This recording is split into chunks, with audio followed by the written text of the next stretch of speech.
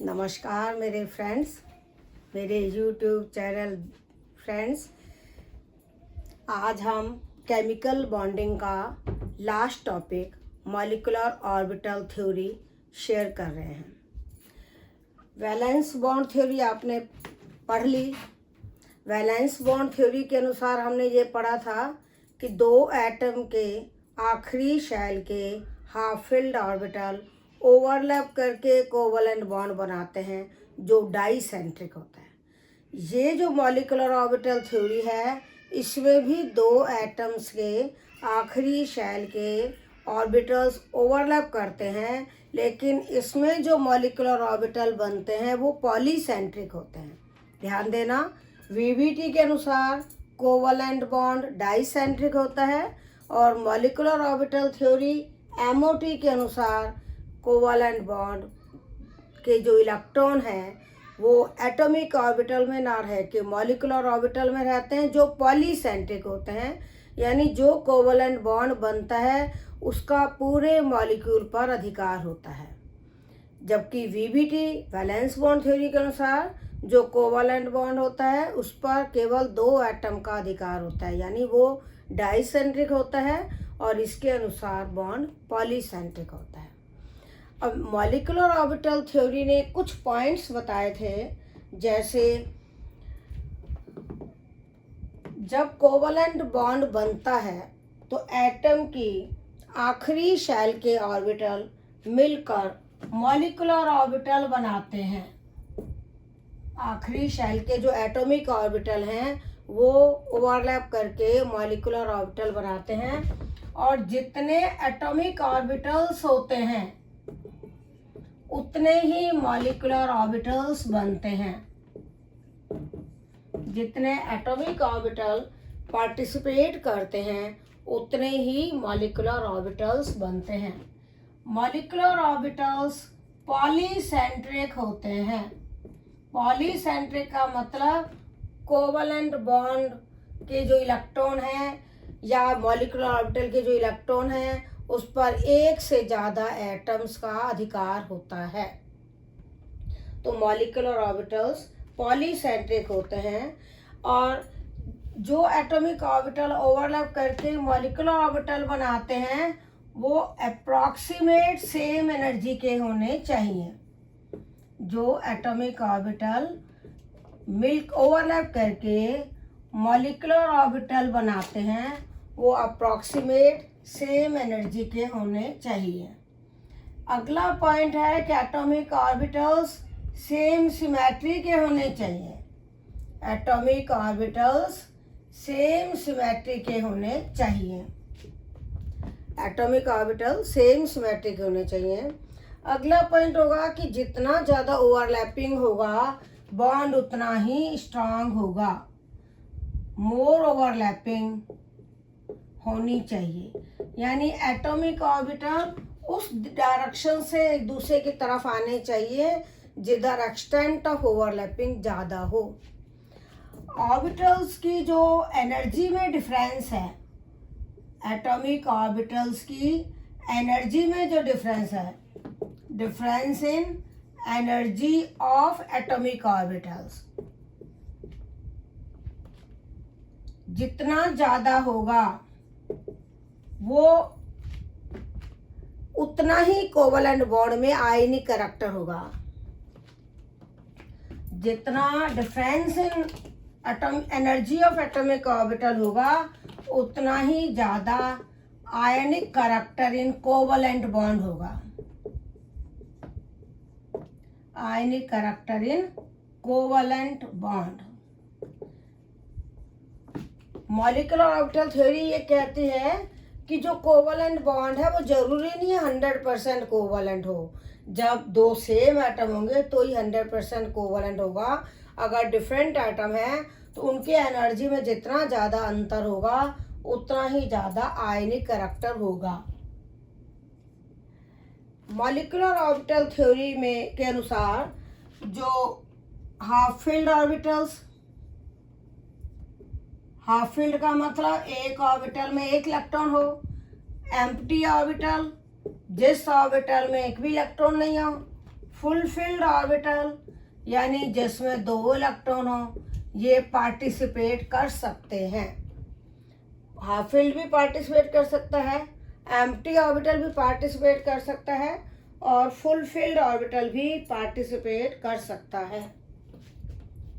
Shape of molecular orbital, shape of molecular orbital depends on atomic orbital. Molecular orbital की जो shape है वो atomic orbitals पर depend करती है। शेप ऑफ मॉलिक्यूलर ऑर्बिटल किस पर डिपेंड करेगी? एटॉमिक ऑर्बिटल्स की शेप पर। अगला पॉइंट आप बताएंगे कि जो मॉलिक्यूलर ऑर्बिटल्स हैं वो 3 तरह के होते हैं। Bonding molecular orbitals, non bonding molecular orbitals और anti bonding molecular orbitals. Molecular orbitals 3 तरह के होते हैं। Bonding molecular orbitals, non bonding molecular orbitals और एंटी बॉन्डिंग मॉलिक्यूलर ऑर्बिटल्स। अगला पॉइंट आप बताएंगे कि जो इलेक्ट्रॉन्स भरते हैं मॉलिक्यूलर ऑर्बिटल्स में, electron filled in molecular orbital according to aufbau principle, according to aufbau principle, Hund's rule and Pauli exclusion principle. इसका मतलब समझिए, ये हमने ये तो बता दिया कि मॉलिक्यूलर ऑर्बिटल 3 तरह के होते हैं। Bonding molecular orbital, and non bonding molecular orbital, anti bonding molecular orbital. जो बॉन्डिंग मॉलिक्यूलर ऑर्बिटल्स हैं उनकी एनर्जी एटॉमिक ऑर्बिटल से कम होती है। नॉन बॉन्डिंग ऑर्बिटल्स की एनर्जी एटॉमिक ऑर्बिटल के बराबर होती है और एंटी बॉन्डिंग मॉलिक्यूलर ऑर्बिटल्स की एनर्जी एटॉमिक ऑर्बिटल से ज़्यादा होती है। इसका मतलब कम एनर्जी के ऑर्बिटल्स भी हैं, उतनी एनर्जी के ऑर्बिटल्स भी हैं और ज़्यादा एनर्जी के ऑर्बिटल्स भी हैं। तो जब हम उनमें इलेक्ट्रॉन भरेंगे तो पहले इलेक्ट्रॉन लोअर एनर्जी वाले ऑर्बिटल यानी बॉन्डिंग मॉलिक्यूलर ऑर्बिटल में भरे जाएंगे, फिर नॉन बॉन्डिंग में भरे जाएंगे, फिर एंटी बॉन्डिंग में। ये तो है ऑफ-बाउ प्रिंसिपल कि पहले कम एनर्जी वाले ऑर्बिटल भरोगे, फिर ज़्यादा एनर्जी वाले ऑर्बिटल भरोगे। हुंड का नियम ये है कि अगर 2 ऑर्बिटल सेम एनर्जी के हैं तो उनमें पहले एक इलेक्ट्रॉन भरा जाएगा, फिर 2 इलेक्ट्रॉन होंगे। पाउली नियम ये है कि एक ऑर्बिटल में 2 से ज़्यादा इलेक्ट्रॉन नहीं आएंगे। पाउली का नियम क्या बताता है कि एक ऑर्बिटल में 2 से ज़्यादा इलेक्ट्रॉन नहीं आएंगे। तो ये हमारे मॉलिक्यूलर ऑर्बिटल थ्योरी के पॉइंट्स हैं। 2-3 पॉइंट्स अभी और हैं, वो मैं आपको भी लिख के बताती हूँ। इन पॉइंट्स को एक बार फिर देख लो।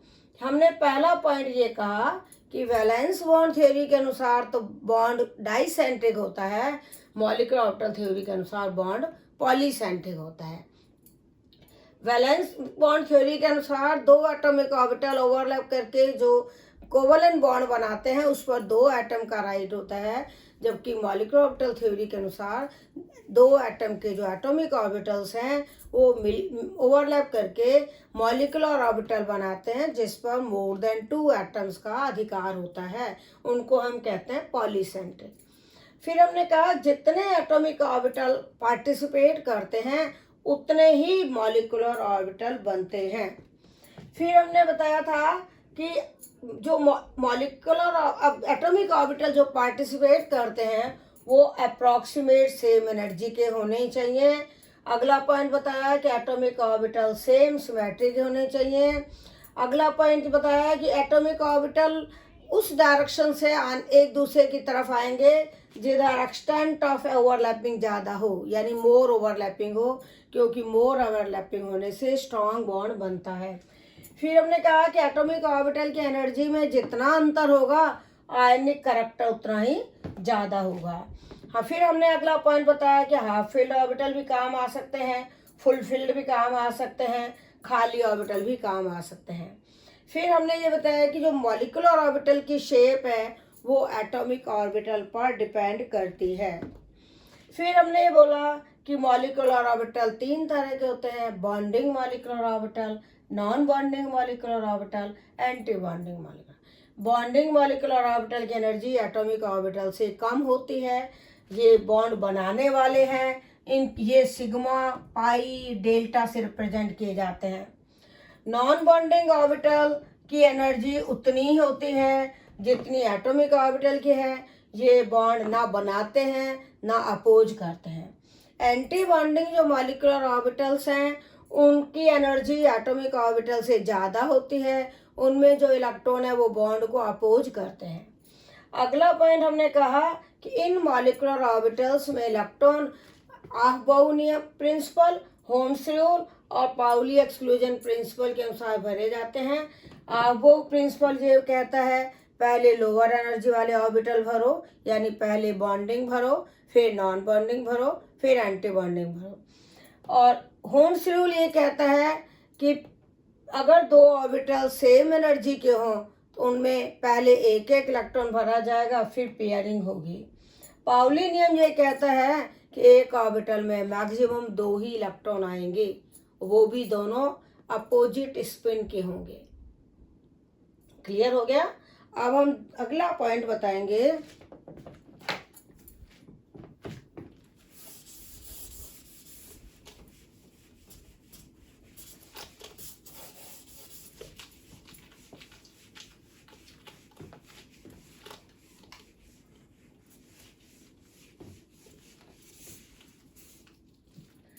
अगला पॉइंट है बॉन्ड ऑर्डर।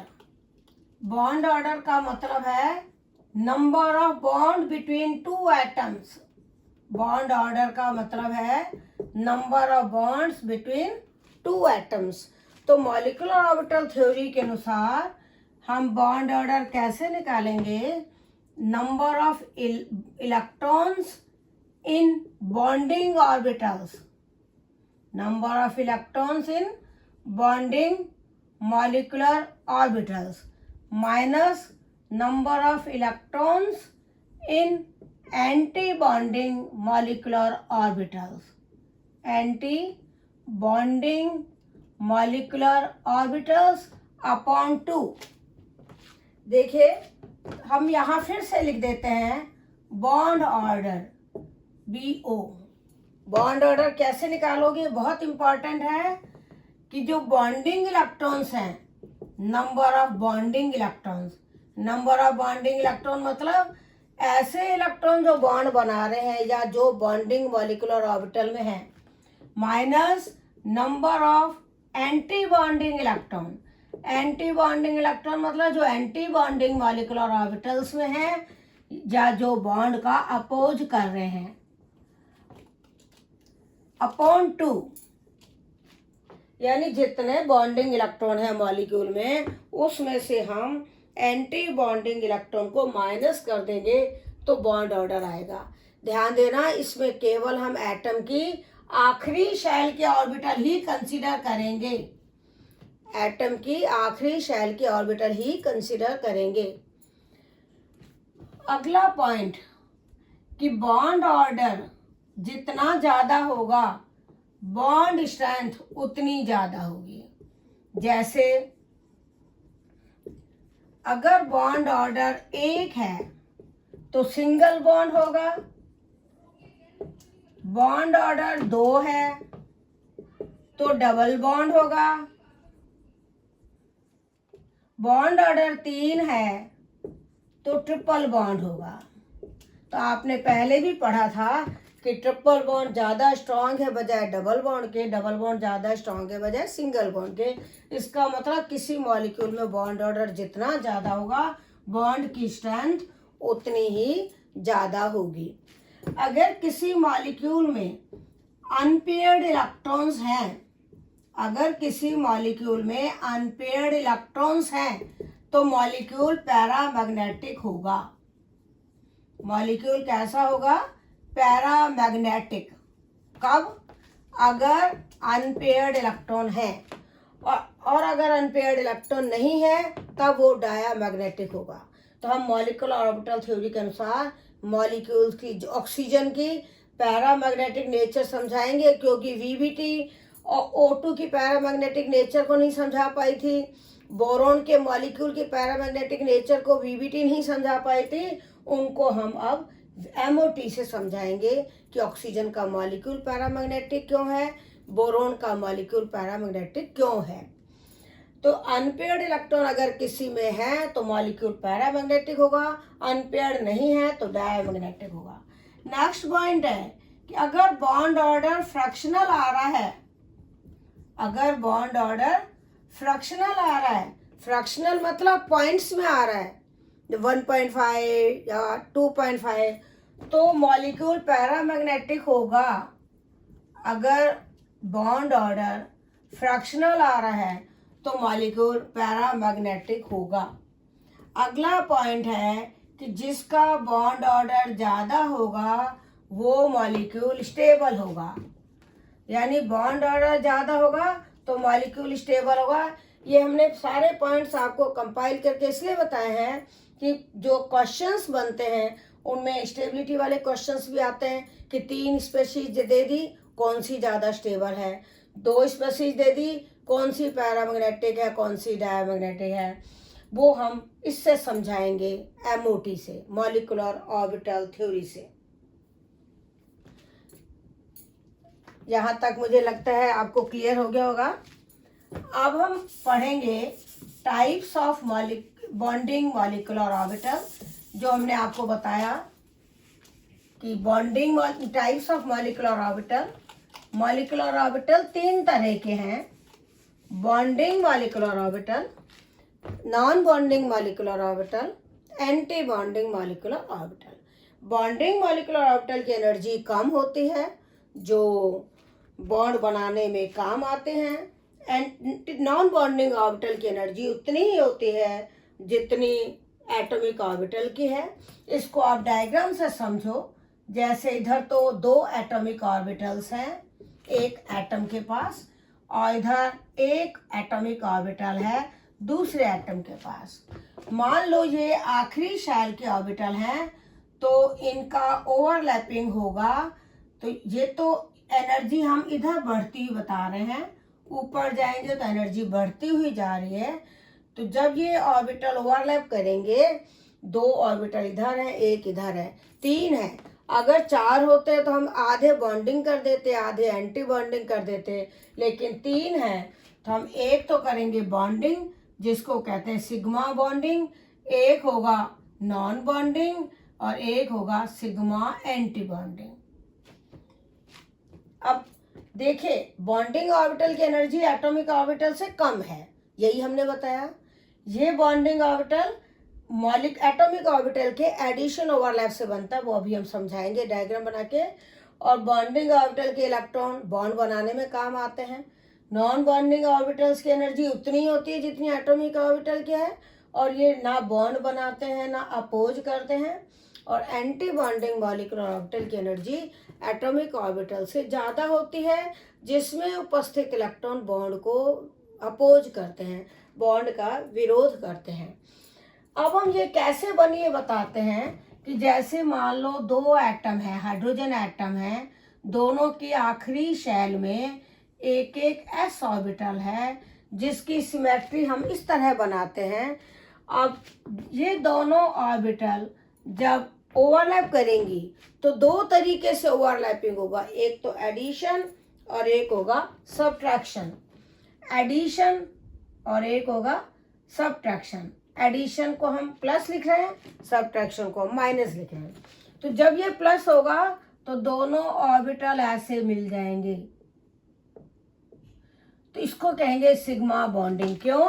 क्योंकि इलेक्ट्रॉन इन 2 एटम के को मिलाने वाली एक्सिस पर होंगे, जो हमने पहले भी आपको कोवलेंट बॉन्ड में वीबीटी में बताया था कि सिग्मा बॉन्ड वो होता है जिसमें इलेक्ट्रॉन 2 एटम को मिलाने वाली एक्सिस पर होते हैं। और जब सब्ट्रैक्शन ओवरलैप है तो एक तो है प्लस, एक है माइनस, यानी साइन चेंज हो गया सिमेट्री का। तो ये एंटी बॉन्डिंग ऑर्बिटल कहलाती है सिग्मा स्टार। इसमें यहाँ पर नोडल प्लेन होता है। नोडल प्लेन का मतलब है जहाँ पर इलेक्ट्रॉन के पाए जाने की प्रोबेबिलिटी 0 हो। यहाँ कौन सा प्लेन होता है? नोडल प्लेन, जहाँ इलेक्ट्रॉन के पाए जाने की प्रोबेबिलिटी 0 हो। तो ये भी एक डिफरेंस है कि बॉन्डिंग ऑर्बिटल में नोडल प्लेन हो भी सकता है, नहीं भी, मे बी और मे नॉट भी, लेकिन एंटी बॉन्डिंग ऑर्बिटल में हमेशा नोडल प्लेन होता है, ऐसा प्लेन जहाँ पर इलेक्ट्रॉन के पाए जाने की प्रोबेबिलिटी 0 हो। तो ये तो 2 S हैं, तो इनकी मॉलिक्यूलर ऑर्बिटल इस शेप की बनी है। अगर हम कहें कि एक S और एक P है, एक S है और एक P है, P ऑर्बिटल डम्बल शेप्ड होता है। P ऑर्बिटल कैसी होती है? Dumbbell shaped. तो जब इनका ओवरलैपिंग होगा, एक का होगा एडिशन, एक का होगा सब्ट्रैक्शन, S और P का, उस केस में हम यहाँ पे तो ये वाली ऑर्बिटल बनाएंगे,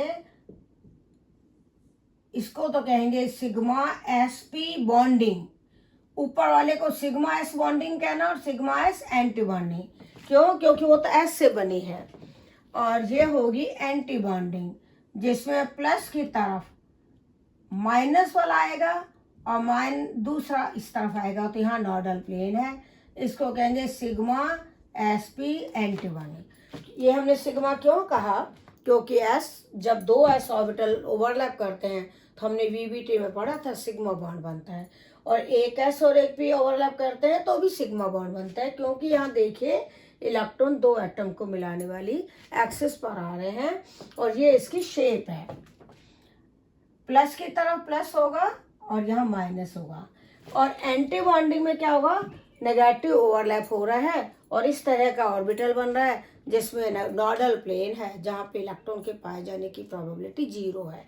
इसको सिग्मा sp एंटी बॉन्डिंग कहेंगे। sp क्यों लिखा? क्योंकि एक S और एक P मिल रहे हैं।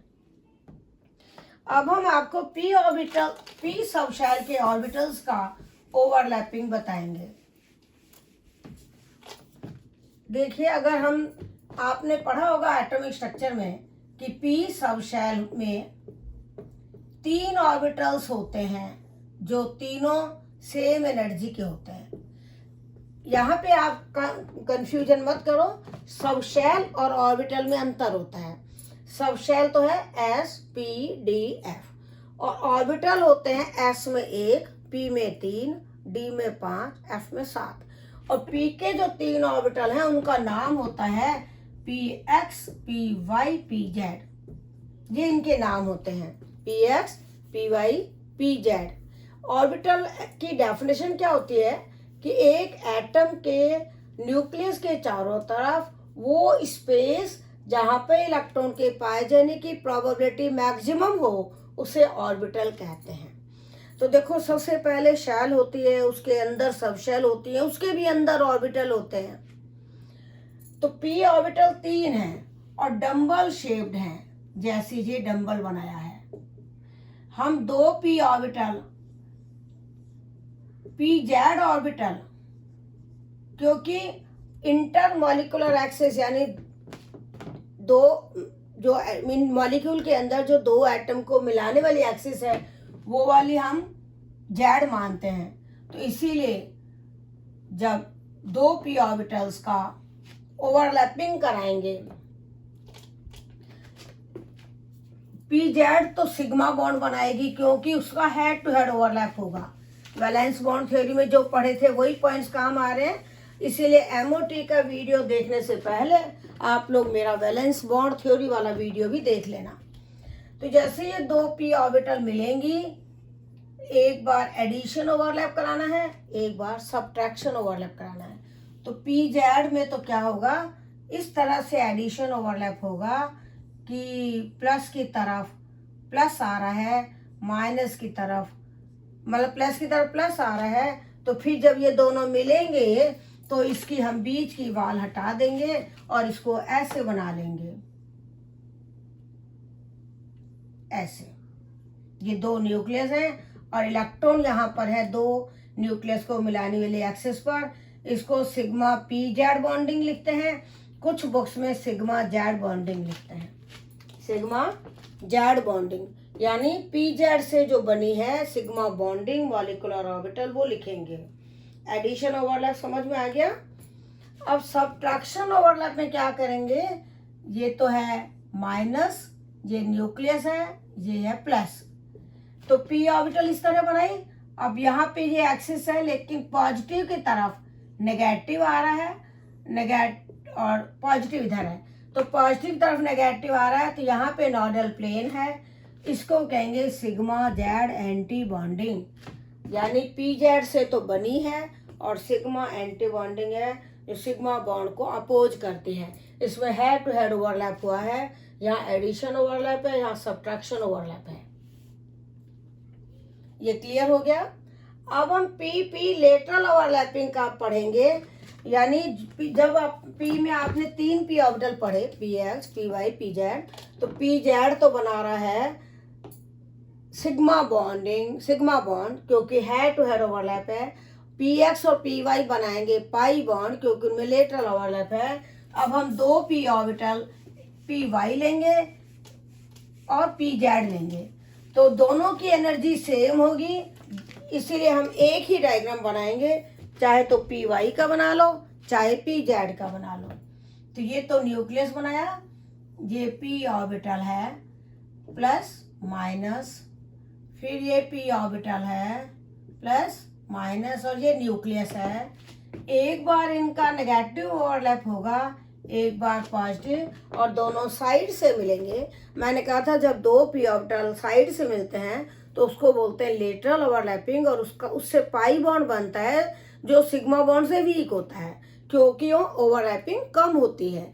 और जब 2 पी ऑर्बिटल का सिर मिलता है, हेड मिलता है, तो वो इस तरह से मिलते हैं जिनको तोड़ने के लिए ज़्यादा एनर्जी चाहिए, तो हम उसे सिग्मा बॉन्ड को कहेंगे स्ट्रॉन्ग बॉन्ड। तो sigma bond is always stronger than pi bond, और यहाँ लेटरल ओवरलैपिंग हो रही है, पाई बॉन्ड बनेगा, दोनों का प्लस प्लस मिल जाएगा, माइनस माइनस मिल जाएगा, तो आप इस तरह से बनाओगे। यहाँ न्यूक्लियस है और ऐसे करके यो बनाना है। ध्यान दो, इधर प्लस इधर माइनस, यहाँ 2 न्यूक्लियाई हैं, तो इसके बीच में यहाँ पे तो इलेक्ट्रॉन है ही नहीं क्योंकि पी में इलेक्ट्रॉन या तो इधर है या इधर है, जैसे इस लोब में है या इस लोब में है, तो पी में इलेक्ट्रॉन या तो इधर है या इधर है। तो जब ओवरलैप करके ये ऑर्बिटल बनी, इसको कहेंगे पाई बॉन्डिंग। नीचे एक्स लगाएंगे या वाई लगाएंगे, या तो पी एक्स से बनेगी या पी वाई से बनेगी, दोनों की एनर्जी सेम होगी। इसमें 2 न्यूक्लियस हैं, उनको मिलाने वाली इस एक्सिस पर यहाँ तो इलेक्ट्रॉन है ही नहीं, इसीलिए इसको कहते हैं पाई बॉन्ड, क्योंकि इलेक्ट्रॉन एक्सिस पर ना होके ऊपर और नीचे होते हैं। इलेक्ट्रॉन एक्सिस पर ना होके ऊपर और नीचे होते हैं। देखो पहले वाले जो बॉन्डिंग ऑर्बिटल थे ना, उसमें नोडल प्लेन नहीं आया था, यहाँ पे ये वाला नोडल प्लेन माना जाएगा क्योंकि यहाँ पे इलेक्ट्रॉन नहीं है। तो इसीलिए हमने एक पॉइंट जो आपका मॉलिक्यूलर ऑर्बिटल थ्योरी के पॉइंट्स बताए थे उसमें बताया था कि मॉलिक्यूलर ऑर्बिटल जो बॉन्डिंग है उनमें नोडल प्लेन हो भी सकता है, नहीं भी, जबकि एंटी बॉन्डिंग मॉलिक्यूलर ऑर्बिटल में हमेशा होता है। अब नेगेटिव ओवरलैप से कैसे बन रहा है, ये प्लस है, ये माइनस है, और यहाँ पर ये माइनस और यहाँ ये प्लस, मतलब 2 पी ऑर्बिटल इस तरह से मिल रही हैं, प्लस की तरफ माइनस और माइनस की तरफ प्लस। इसको थोड़ा दूर दूर बना लो,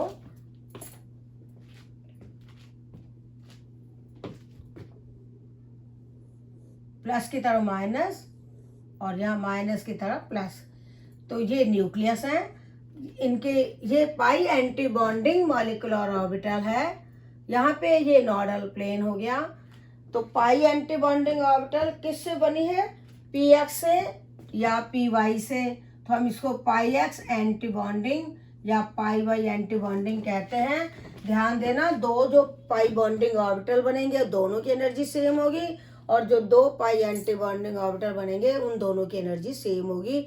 हम अगले वीडियो में इन मॉलिक्यूलर ऑर्बिटल्स की एनर्जी का ऑर्डर बताएंगे और फिर उनमें इलेक्ट्रॉन को भरना बताएंगे, फिर आपको उन मॉलिक्यूल्स की प्रॉब्लम बताएंगे जो एग्जाम में पूछी जाती हैं।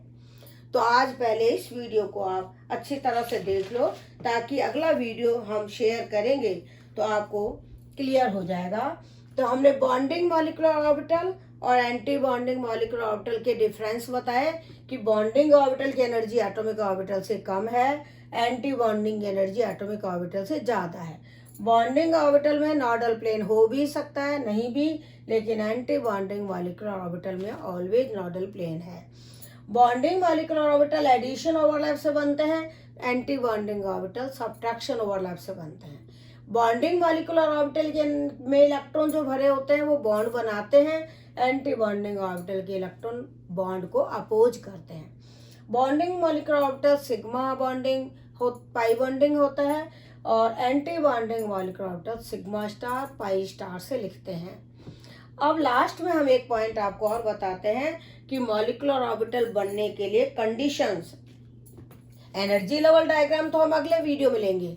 कंडीशंस में क्या क्या बताया था, एक तो atomic orbital approximate same energy के हों, डिफरेंस इन एनर्जी कम होना चाहिए। एटॉमिक ऑर्बिटल जो पार्टिसिपेट करते हैं उनकी एनर्जी सेम हो। दूसरा पॉइंट हमने कहा था सेम सिमेट्री वाले होने चाहिए। ये मॉलिक्यूलर ऑर्बिटल थ्योरी के पॉइंट्स में आ गए थे कि जो एटॉमिक ऑर्बिटल पार्टिसिपेट कर रहे हैं वो सेम सिमेट्रिक होने चाहिए, और एक्सटेंट ऑफ ओवरलैप ज़्यादा होना चाहिए। यानी ये एटॉमिक ऑर्बिटल उस दिशा में आने चाहिए जिधर से ज़्यादा ओवरलैपिंग हो। एक्सटेंट ऑफ ओवरलैपिंग यानी ओवरलैपिंग की मात्रा ज़्यादा हो। क्यों? क्योंकि ओवरलैपिंग जितनी ज़्यादा होगी बॉन्ड उतना ही स्ट्रांग होगा। और जेड एक्सिस जो है उसको हम इंटर न्यूक्लियर एक्सिस यानी दो न्यूक्लियाई को मिलाने वाली एक्सिस कहेंगे। जेड एक्सिस को इंटर न्यूक्लियर एक्सिस कहेंगे, मतलब जेड एक्सिस पर सिग्मा बॉन्ड बनेगा। जेड एक्सिस पर क्या बनेगा? Sigma bond. जेड एक्सिस को इंटर न्यूक्लियर एक्सिस कहते हैं। जेड एक्सिस पर सिग्मा बॉन्ड बनता है, यानी जो पी जेड ऑर्बिटल है वो तो सिग्मा बॉन्ड बनाएगी, पी एक्स पी वाई जो 90 डिग्री एंगल पर है वो पाई बॉन्ड बनाएंगे। तो ये हमारा मॉलिक्यूलर ऑर्बिटल थ्योरी का इंट्रोडक्शन, उसके मेन पॉइंट्स, और बॉन्डिंग मॉलिक्यूलर ऑर्बिटल कितने तरह के होते हैं, कैसे बनते हैं, ये हमने इस वीडियो में डिस्कस किया है। अगला वीडियो हम शीघ्र ही लेके आएंगे, और उस वीडियो में हम मॉलिक्यूलर ऑर्बिटल थ्योरी के अनुसार homonuclear and heteronuclear, homonuclear means दो सेम एटम से बना, और हेट्रोन्यूक्लियर मतलब जो डिफरेंट एटम से बने, डाई एटॉमिक मॉलिक्यूल, क्योंकि अपने कोर्स में केवल डाई एटॉमिक मॉलिक्यूल्स हैं जिनकी बॉन्डिंग समझानी है, जिनका एनर्जी लेवल डायग्राम बताएंगे, जिनमें इलेक्ट्रॉन भरना बताएंगे। तो वो तभी आपको ज़्यादा अच्छा समझ में आएगा जब आप पहले इस वीडियो को देख लोगे। धन्यवाद।